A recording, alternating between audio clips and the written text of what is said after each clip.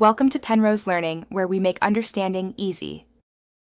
Open Chrome and go to Settings using Chrome//Settings or the three dots menu. Pause and confirm your Chrome version and sync status before you change search engines. Identify any enterprise or policy-managed profiles that may block removals. Check installed extensions that could force a search provider. Backup bookmarks and passwords to your Google account or export them manually. Close unnecessary windows and sign out of secondary profiles for a clean configuration before editing search engines. Go to Settings, then choose Search Engine and manage search engines and site search.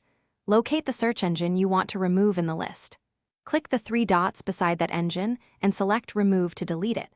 If the engine is set as default first, choose another engine and click Make Default. For site search entries, open the Site Search tab and remove any unwanted shortcuts individually. Restart Chrome to ensure changes take effect across all open windows. If the Remove option is unavailable, check for extensions or enterprise policies blocking changes. Open Chrome//Extensions and disable any search, toolbar, or provider extensions, and then relaunch Chrome. For managed devices, open Chrome//Policy to view enforced policies that prevent removals. If policies exist, contact your administrator or remove the device from management. As a last resort, use